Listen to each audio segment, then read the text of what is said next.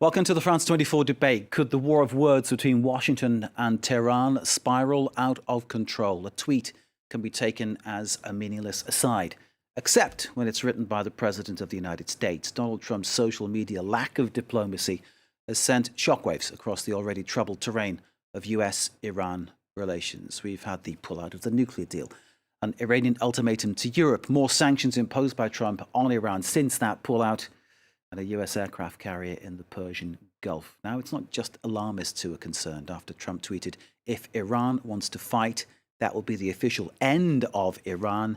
Never threaten the United States again. This in response to a rocket being fired into the green zone in Baghdad in neighboring Iraq. Who fired that rocket is still a question to be answered. Our guests to discuss the current situation are here in the studio, Thierry Coville, who's research fellow at IRIS, which is the French Research Centre for International and Strategic Studies, author of Iran, the Invisible Revolution. Thierry, thank you very much for joining us here on France 24. We always appreciate your time, sir. Joining us now from Tehran, Mohammed Marandi, who's Associate Professor at the University of Tehran. Mohammed, thanks for being with us. In Washington, we have Matthew Brodsky, Senior Fellow at Security Studies Group. Matthew, thank you for being with us. Advisor to the Trump administration on several Middle East policy matters, and has also survived the Kushner team and Greenblatt on the Palestinian-Israeli peace process. Matthew, be with you in a moment. Joining us from London, Tara Kangarlou, who's a journalist, a fellow at the East-West Institute. Tara is an award-winning journalist who covered, among other things, the Iran nuclear deal development for one of our rival channels, I believe. Born and raised in Tehran, critical of the US's psychological warfare against Iran, and we're looking forward to getting your thoughts in a moment, Tara. Starting here with Thierry Coville from IRIS here in France. Thierry, people who maybe don't have an inside view of what's happening right now may feel, in some ways, a justifiable concern about the language that's being used and the situation as it stands on the ground. Yes, but I think we have to remind viewers of the historical context. I would say the present difficulties are starting from just 1 year ago when the US pulled out of the nuclear deal, Iranian nuclear deal, and has applied what they call a strategy of maximum pressure on Iran. And I think this strategy doesn't work. Iran has not backed out on the 12 points of negotiation that the US wants. So Iran is not answering. I think there is a temptation in the US. What we have seen is to double down on this strategy. So more economic sanctions to pass down, which is the Iranian official army as a terrorist group, sending, saying these military threats. I think it all comes back on this strategy to put pressure on Iran, to push them to negotiate.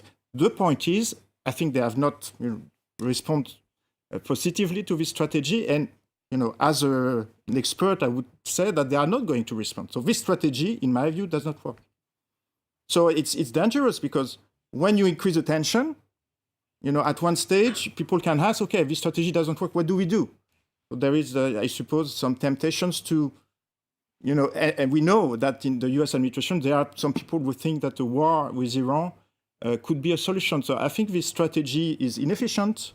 And in some ways, what we see today can be dangerous. Because at one stage, the tensions are so much that any event could derail and if it could be problematic. Shocking to imagine that anybody would feel the war could be a solution. Let's go to Tehran, to Mohammed Marandi from the University of Tehran. Mohammed, I hope you can hear us. Be interested to hear what you're saying about the situation in Tehran. What are people saying there? How do they feel about this situation?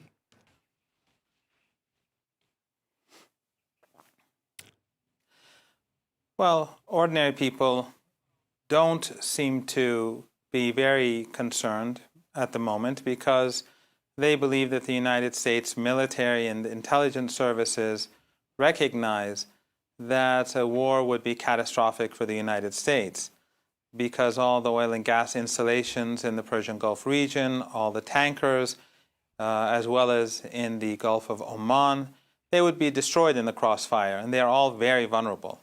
And regimes like Saudi Arabia and the Emirates, they would collapse almost immediately because they're completely dependent on oil and external factors rather than some sort of internal economy.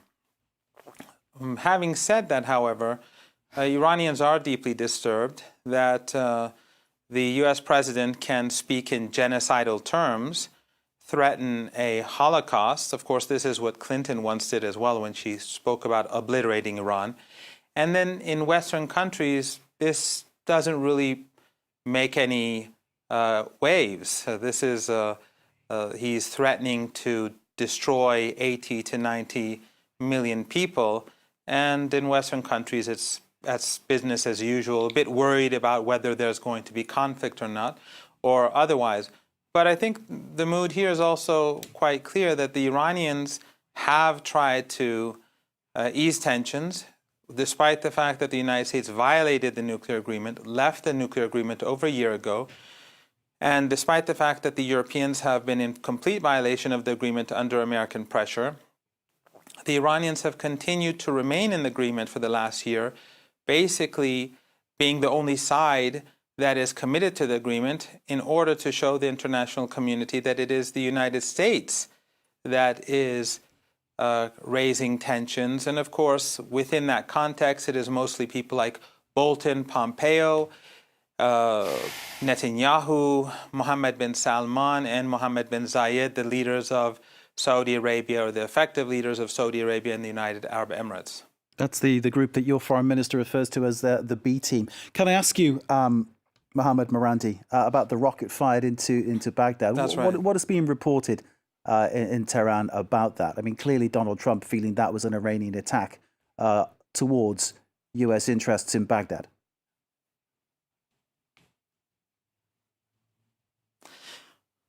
Well, that is being ridiculed here because it's obvious. Iranian leaders have been saying for the last few days that Iran is not going to start a war, but that if the United States initiates a war, Iran will strike back very hard.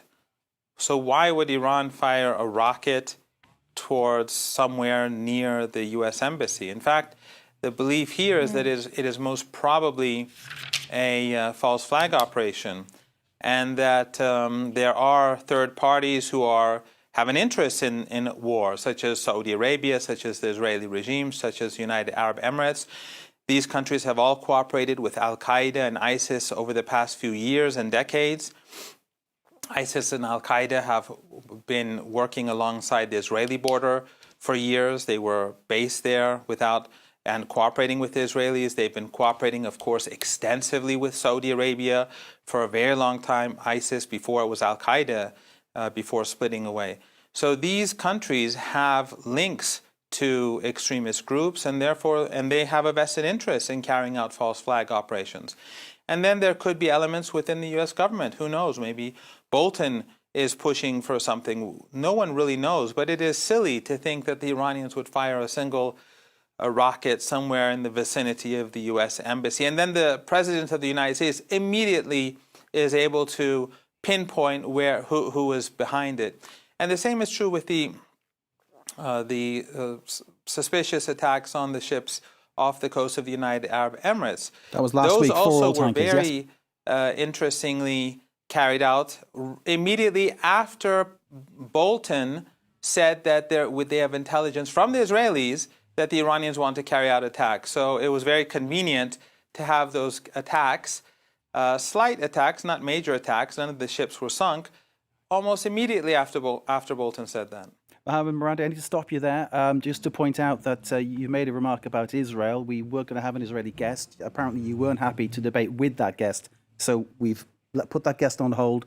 You're here because we need an Iranian perspective. Thank you very much, sir. We'll get back to you very shortly. Let's go to Washington. Matthew Brodsky waiting us there. Mr. Brodsky, good evening to you. Clearly, from your standpoint, we're looking at you for the kind of Trump comment, although we know you don't represent Donald Trump. But in terms of what you just heard from Tehran, do you feel convinced by what you've been listening to? Yeah, speaking only on behalf of myself, what we just heard was cartoonish nonsense. It'd be too long to spend an entire show just debunking every single thing he said, from these attacks being, of course, something other than Iran's own proxies, which we know that they have throughout the region, specifically Hezbollah and Nujaba, Katib Hezbollah, the Badr organization. These are the three main Iraqi forces that essentially report to Iran. So this is why Bolton, our national security advisor, was quite clear when he decided to issue his warning a week or so ago that the warning is about attacking America or our interests or allies, and it's about Iran or any of its proxies doing some form of attack. So if this guy wants to live from Tehran here on a different planet and pretend as though like Iran had nothing to do with any of this, that's just frankly laughable. I'm happy to respond to any specific question that you may have, but the fact is the threat assessment from the United States, from our allies, from Israel as well, is rising throughout the Middle East. We see that from wherever you look, whether it's from terror tunnels in Lebanon that go into northern Israel, from their proxy, the Palestinian Islamic Jihad, who fires rockets from Gaza. The entire area west of Iran is essentially one operational zone for its proxies. Intelligence has suggested, and I'm sure your Israeli guest would have said that if your Iranian guest were to, of course, approve of his participation, would say that the intelligence has shown that rockets, Zelzal missiles, Zulfikar missiles, those that have a 700-kilometer range, have been moved into western Iraq. So from there, that puts Saudi Arabia in target. That puts, of course, Tel Aviv within range. These are all unacceptable threats, of course, from America's standpoint when it comes to our allies. And of course, Israel has a track record in the past of acting against these type of threats when it's in Syria, but I'm sure is aware that the operating space in Iraq is a little bit different. But they've been quite clear that they will, enforce their red lines, as they call it. But as to the rest of this, it's difficult to go back and forth with a commentary that is literally based on Looney Tunes. Are you comfortable, Matthew Brodsky, and you've been very clear and categoric about what you think about what our Iranian guest was saying, are you comfortable with how Donald Trump expressed himself via Twitter? Some people might consider his expression inflammatory and badly placed. You know, the funny thing is, as your other guest pretends to represent the Iranian people, when the Iranian people actually feel quite differently, he represents the regime. The people there know, just like most Americans know, that President Trump's tweet was in fact about replacing the Iranian regime under some type of threat, not about obliterating the entire country. And of course, we should, when your Iranian guest is trying to talk about these type of threats, I mean, you have conferences that they have devoted to wiping Israel off the map, to drawing these kind of cartoons, to Holocaust denial. So these are absurd points. As to whether the United States has had an issue as far as sending mixed messages, I think our media has a problem here in blowing some issues out of proportion. And I think they've done that when it came to some type of plan that was looked at for 120,000 troops.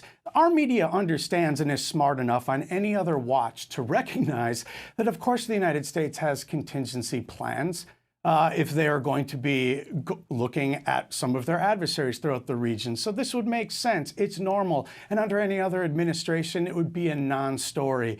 But of course, we have a media environment that is slightly toxic, and these are the kind of stories you see spun. Well, I hope you'll exclude our channel from that toxicity. We're trying to give a reasoned debate here and give everybody their say. So thank you, Matthew Brodsky, for that for the moment. We'll come back to you as soon as we possibly can. You, the viewers at home, you can react to what's been said here via the hashtag F24debate. We'll get your tweets put onto our video wall and get our guests to comment on them. Let's go to London, where Tara Kangarlou is waiting for us, a journalist, fellow at the East-West Institute. Tara, of course, you covered the 2015 agreement. You know the ins and outs of this story immensely. What is your feeling right now, both as a journalist and an Iranian? I think I'm going to speak as a journalist, objectively reporting in Iran and also in the United States, personal opinions are on the side. Objectively speaking, I think you have to look closely at who is behind all of this, who is really steering the pot and causing all this tension. And that person is John Bolton. John Bolton is someone who has a strong track record of causing tension and turmoil in the region, as everyone knows on this panel, and it's public information that he was one of the architects of the Iraq War. In fact, he was involved in fabricating facts about Iraq and Saddam having weapons of mass destruction, causing a lot of similar turmoil in the media that eventually led into the invasion in Iraq, and in a sense justifying it at the time, which eventually led to the discovery that there were no weapons of mass destruction, and all of that was to serve certain interests and drive certain agendas. So that is very clear. And another point is, this is more of a Saudi Arabia/Israel fight than it is the United States. And I believe that the Trump administration has to figure out whether or not they want to fight the war for Saudi Arabia and Israel, who are afraid of their position and standing in the region. Again, if you look at the Middle East, if you look at the region, everybody has their proxies, everybody has their interests, and everybody is using whatever power and means that they can have to push their own agendas. And the fight here is between Saudi Arabia and Iran. Saudi Arabia now, is really close to the United States, so, they have them on their side. Then the third point here that your other guest mentioned, and that being the Iranian people, this is something that I've written about extensively, and I always say, knowing the nuances in Iran, a country of 80 million, where the majority of the population are, yes, against the regime, but the regime insiders who make a powerful minority very much benefit from these sanctions and the isolation that was created under President Ahmadinejad, and to an extent is created now. So the ones suffering from this pseudo war that is already going on with the stifling financial situation are the Iranians, everyday Iranians. So really, the war with Iran has, in a sense, already started, because those hurting from this are everyday Iranians, and the regime insiders are only emboldening in their position. And again, ultimately, one point I want to say is that, again, your guest from Washington addressed this, and that is regime change. Ultimately, again, this has been, on the record. The Trump administration, in this case, John Bolton and Secretary of State Pompeo, are very keen in leading this tension into what would be a potential regime change that they can orchestrate from inside Iran as a result of stifling economic sanctions and financial turmoil in the country. Tara, thank you. We need to leave it there. Short break, and then it's part two of this debate on the situation between the US and Iran. Stay with us.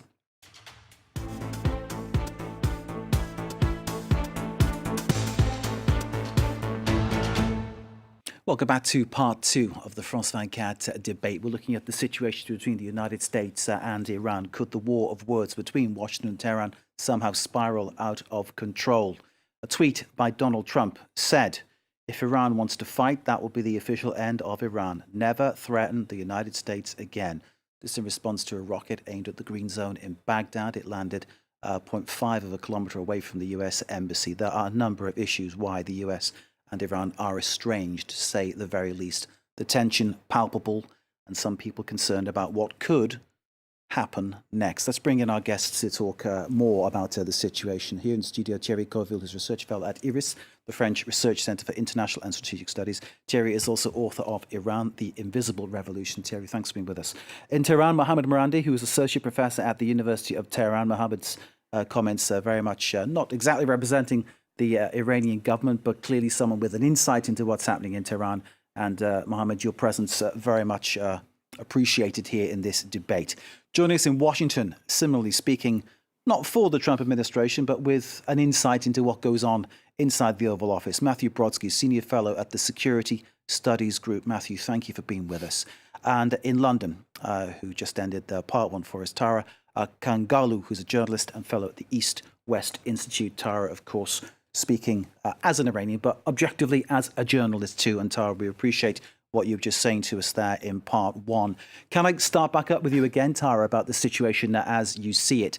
When you saw Trump's words, if Iran wants to fight, that will be the official end of Iran, never threaten the United States again. What did you think?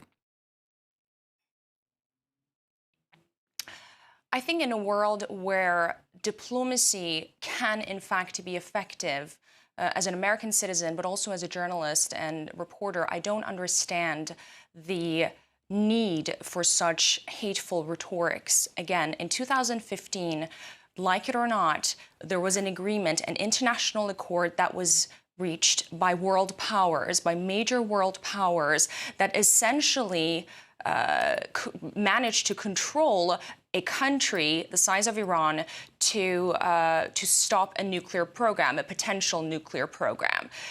And then suddenly, the current president of the United States decided to unilaterally pull out of that agreement simply because of other issues, other matters that other countries in the region have a problem with, whether it's Iran missile program, its influence in the region, and potentially the power struggle that Iran poses in the region. As a result, he completely forgoed that international accord and is now sufficing to language of force, confrontation, and war, which again is not beneficial and as a matter of fact, is detrimental to Iran, but also the region. So I really don't see any use for that unless, like we have seen before, President Trump, unfortunately, is quite inconsistent with his messaging, as we saw with North Korea. In this case, he one day says he doesn't want war with Iran, but then the other day we see such hateful tweet. So we really have to see what comes next. But again, like I said earlier, this is not just the United States agenda towards Iran, but it's also one that's shared by Israel and Saudi Arabia. And that's what makes this different than the United States position towards North Korea. Tara Kangarlou in London there, thank you very much indeed. Just reinforcing what Tara was saying, we've had a tweet come through our first of the programme. You can, of course, send your opinions via hashtag F24 debate. This one's saying there appears to be a zero justification for any military conflict with Iran. Trump caused this crisis, in inverted commas, by pulling out of the nuclear deal, the JCPOA. Iran responded predictably by resuming its nuclear program. Then Hawks use this as a justification for war. Final comment there, madness with an exclamation mark. Of course, the production, Thierry, of uranium has been increased just this very day, hasn't it? Production of uranium in Iran. Yes, I mean, I think that we have to be clear and not trying to give the impression that Iran is dangerous and is looking for a way to attack military interests. But that's what people are saying. It's the creating American these tensions. And what is clear in the Israeli country, perspective. the Mr. Professor from Tehran was right. The country which is respecting international law, actually, presently, is Iran and the countries which have stayed in nuclear agreement. The country which is not respecting international law is the US, which had no reasons at all to get out of the agreement. I mean, the fact that Iran was respecting the agreement, just tell the people there have been, I think, 13, 14 reports from the International Atomic Organization from the United States certifying, you have cameras in Iran, that Iran was respecting the deal.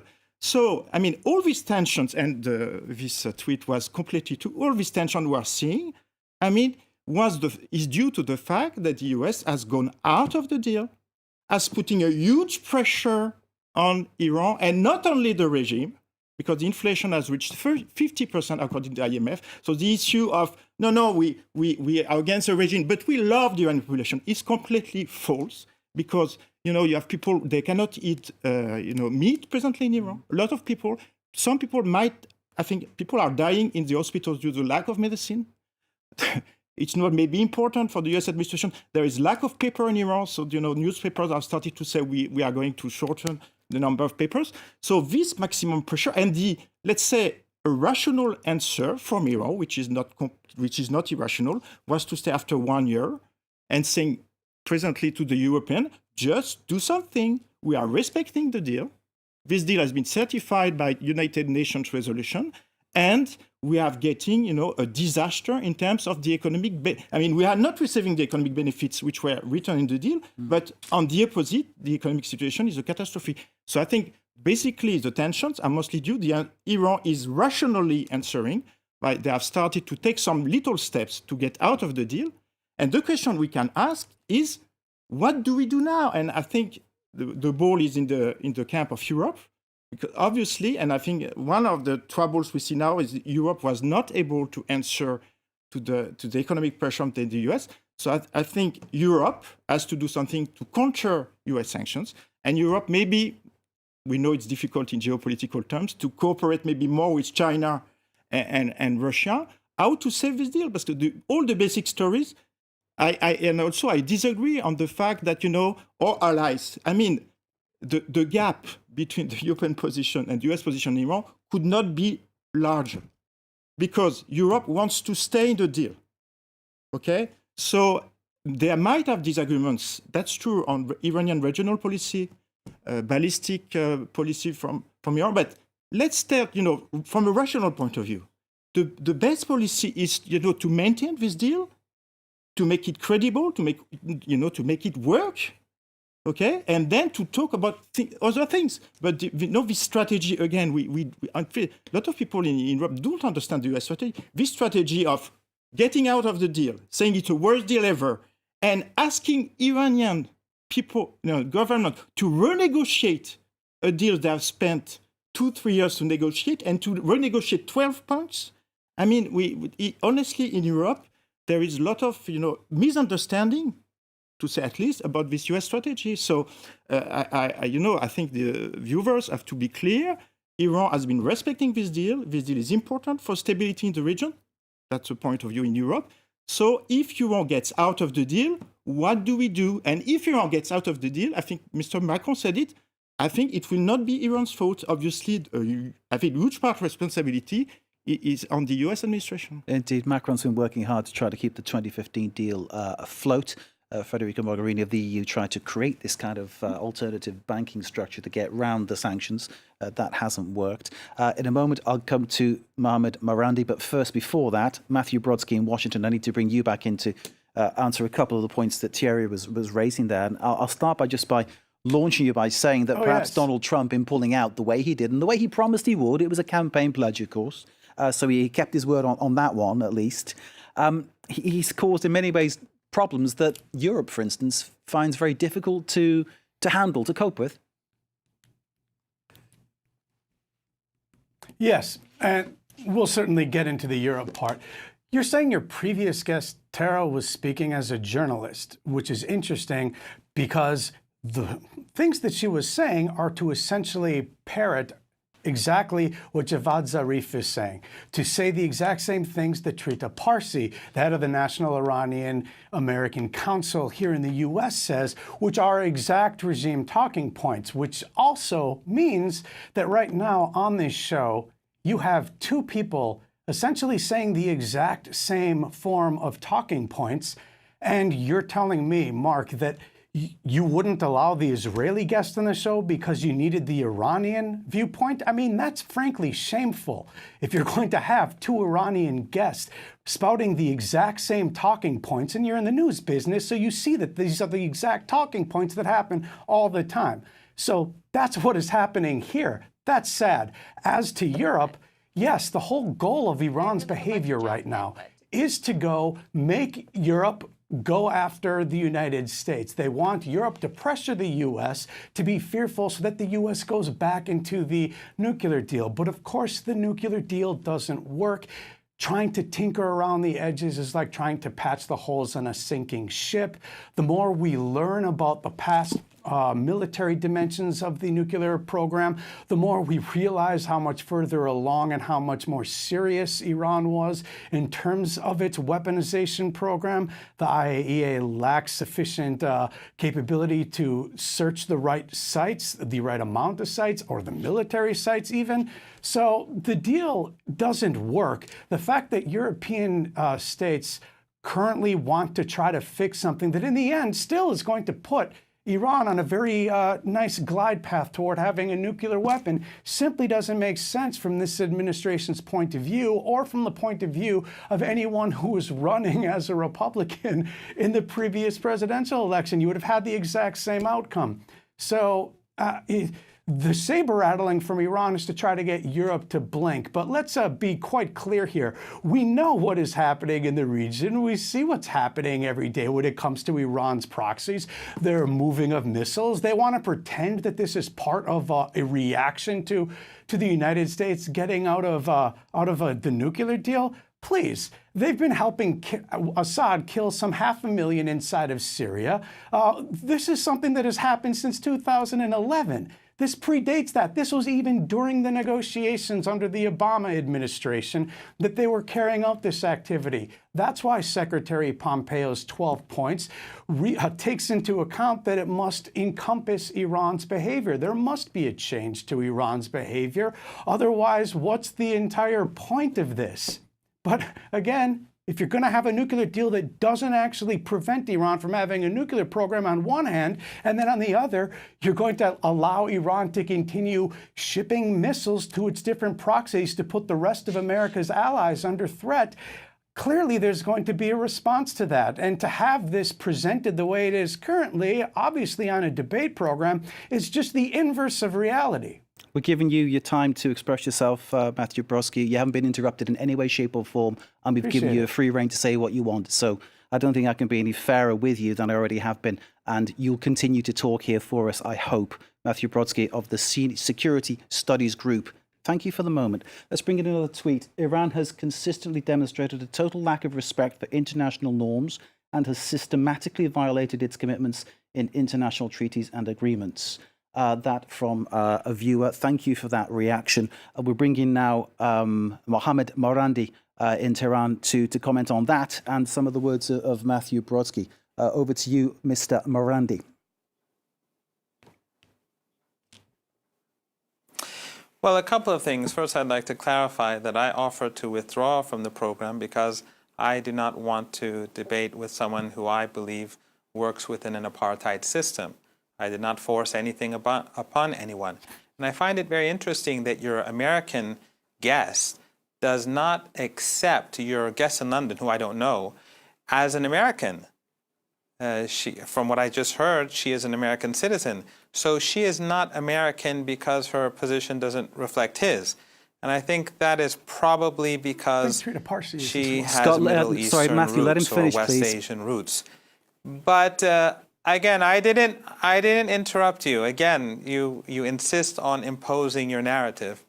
So that I think is reflective of Make America Great Again. It's very whitish. Anyway, going back to what we were supposed to talk about, and that is that, first of all, in Iran, everyone in Iran has been opposed to the sanctions. And that is why the Iranians accepted the nuclear deal. The debate in Iran was over whether the terms were fair or not. Some thought Iran gave too many concessions, thought it was a good deal, but at the end of the day, everyone agreed to it. So the Iranian side, even those who thought Iran gave too many concessions, were abiding by the deal. The government, the parliament, the Supreme National Security Council, all the elements of the state were on board. So it is the United States that withdrew, and it is the Iranians through consensus who remained. So who is the side that's violating international law? And again, I'd like to stress that according to regular polls carried out by the University of Maryland, the political order in Iran has a high level of legitimacy. Iranian presidential elections are harshly fought. We have consistently over 70% turnout. Ahmadinejad wins, Rouhani wins, but in any case, there was a consensus for Iran, and continues to be a consensus in Iran, to remain within the deal, even though the Europeans are in complete violation, despite pretty words and nice statements. Having said that, again, what I find very disturbing, and contrary to what your American guest was saying, Trump's tweet was Iran. It had nothing to do with the Islamic Republic of Iran, the Republic of Iran, the part of the nation of Iran. It was Iran, mentioned twice.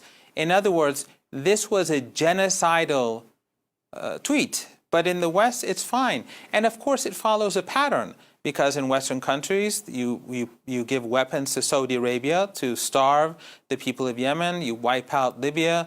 You destroy the lives of people in Venezuela. It's all fine because it's for the greater good of civilization. You support ISIS and Al-Qaeda in Syria, as we saw in the U.S. Defense Intelligence Agency document of 2012. You guys just the let him WikiLeaks say this documents and a stuff? host of other Really? leaked material.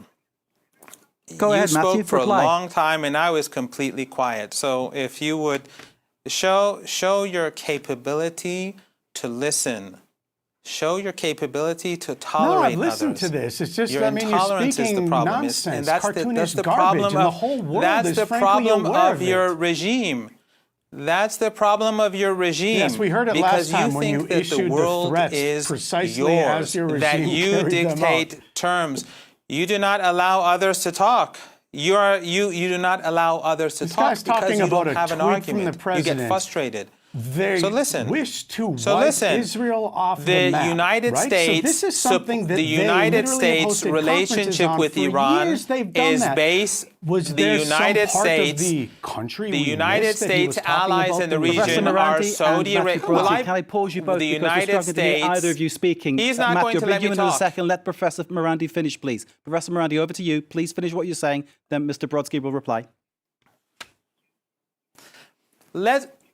Thank you. U.S. allies in the region are Saudi Arabia, which we saw what they did to the Prime Minister of Lebanon. They kidnapped and beat him, which is engaging in a genocidal war in Yemen, which has created a siege on Qatar, which has supported the coup in Turkey, and which cut to pieces a Saudi reporter in Istanbul in their own consulate. Their second ally is the United Arab Emirates, another dictatorship. And of course, Israel, which, since you don't have a guest, I don't want to comment on that. Who are the Iranian allies? Your guest in the United States says terrorists. Hezbollah as they have elected parliamentarians. They are part of the government in Lebanon. They are a part of the majority coalition in Lebanon. It is a group that is in classified, Iraq, though, the as allies terrorist, that your isn't it, by guest speaks about are elected in the international Iraqi community. parliament. They are elected MPs in Iraq. The Iraqi prime minister, who is elected by parliament, the Iraqi president, and the head of the the prime minister, the president, and the head of parliament are all elected or indirectly elected officials, and they're close to Iran. So Iran's friends and allies in the region are these countries, and U.S. allies are those regions. Professor Marandi, let me pause The you. Let U.S. me bring you the ally tweet, Saudi then let me Arabia bring is the in Mr. same country Brodsky that again. 15 of the Sorry, 90 Professor, I need terrorists to pause you came there. from Thank you Saudi very much Arabia indeed. on 9/11. Latest tweet we're Sure. seeing, Iran is showing the world what diplomacy and integrity is whilst facing continued provocative actions by the war hawks in Trump's administration. Matthew Brodsky, go ahead. Look, I mean, I'm not going to adopt his frame and just respond to the fact that the U.S. I'm giving you a is chance to speak, sir. invading Go other ahead. planets, and come on, this is nuts. Yeah, clearly Iran has a policy which is to take over more of the Middle East and to do so with its proxies. That's why ever since Aleppo fell in Syria, at the end of 2016, as I recall, that war has pretty much been over. But since then, Iran still ships in offensive weapons, surface-to-surface missiles into Syria. This is all part of their plan to, of course, expand and to attack America's allies, which, yes, are Saudi Arabia and are Israel, and, of course, include the Emirates and most of the Middle Eastern states, in fact, who are also opposed to what Iran is doing. I actually don't think the France 24 viewing audience is naive enough to believe most of the things that he was trying to say that the U.S. is responsible for. Try to give a balanced view, I don't sir, even and want to give get everybody into their say. addressing that part. Mr. Brodsky, thank you. I know, but Iran was responsible for carrying out a terrorist attack, or trying to carry out a terrorist attack just last year inside of France. And of course, you had outside help from a different intelligence agency and stopping that attack. That should make some Europeans say, geez, I wonder why Iran is behaving that way. Perhaps they're not actually an ally. Matthew Brodsky, thank you very much indeed. Final word, Thierry. Yes, I think here I want to tell our American guests that, in Europe, they would not say, they're not completely naive. But I think the issue is to take Iran seriously. So Iran is a regional power. I don't think it's completely also stupid to say they want to invade the region. I mean, come on, if they intervene in 2014 in Iraq, they were the only country to fight the Islamic State. So I don't think the Islamic State is a good friend of the US. They have been fighting the Islamic State, Al Qaeda in Syria too. So I mean, to have this narrative that Iran wants to destabilize the region, I think is not constructive enough. And in Europe, they have disagreements with Iran, but they are not adopting this narrative. The basic fact, and the viewers should understand that, I repeat it, the country which is respecting international law, you like it or you don't like it, you cannot attack Iran for things they did 20 years ago. They have been respecting this deal. So it was not a perfect deal, but it has been respected. And the country which is not respecting it and creating a lot of tension is the US. I mean, these are facts. I'm sorry. Guests, stay with us. Media Watch is coming up right now.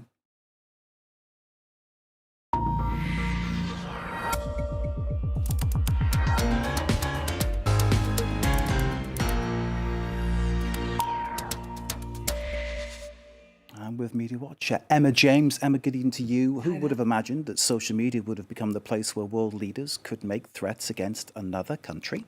Yes, it does seem incredible, and I'm sure that nobody ever had it in mind when they came up with these ideas for social media, but certainly Donald Trump does on occasion use it to that effect. As we saw earlier, if Iran wants to fight, that will be the official end of Iran. Never threaten the United States again. 207,000 people have liked that tweet. More than 60,000 have retweeted it. One of the most interesting reactions, of course, comes from Iran itself. The Iranian Foreign Minister, Javad Zarif, and he seems to have taken a leaf out of the Trump playbook, really, by giving an insulting nickname to the B team, as he refers to them. He appears to be referring to Trump's foreign policy advisors with that. Goaded by the B team, he hopes to achieve what Alexander Genghis and other aggressors failed to do. Economic terrorism and genocidal taunts won't end Iran, he says. Never threaten an Iranian. Try respect. It works. Now, looking at other reactions to that tweet from Donald Trump, even some people who are big fans of the US president have said things like this: I love our president, but this is scary to me. There is a ringing endorsement from Lou Dobbs, a Fox News presenter, fairly unsurprisingly. God bless President Trump. Iran's so-called leaders must think they're dealing with Bush or Obama. Interestingly, it does appear that he may have been influenced in writing that tweet by a piece that was on Fox News just 9 minutes before. You see there, 4:16, Fox talked about US and Iran tensions, and 9 minutes later, Donald Trump fired off that tweet. Interestingly, though, one thing a lot of people are sharing today on social media, and there are plenty of the tweets like this, old tweets of the US president, this one dating back to 2011. Barack Obama will attack Iran in the not too distant future because it will help him win the election. Lots of tweets like that from 2011 and 2013 criticizing his predecessor for what he saw as being likely to capitalize on a supposed conflict and actually creating the conflict in order to do so. Of course, many people saying Donald Trump is doing exactly that with this particular round of saber rattling. Taking a look at the Washington Post, this piece by Ishan Tharoor says that Trump places the Middle East on a knife edge, and it's likened really to a staring contest, he says. What's interesting, though, is he says that Iran may well shrug off this saber rattling because we've seen these kind of very strong words used against North Korea, which then weren't backed up by actions. And what this writer's wondering is whether the US president might actually be weakening his own position by being so strong on Twitter, but not actually strong in reality. Indeed, food for thought. Emma James of Media Watch, thank you very much indeed. Thanks to all our guests debated this situation between the US and Iran. Stay with us, more to come here, live from Paris.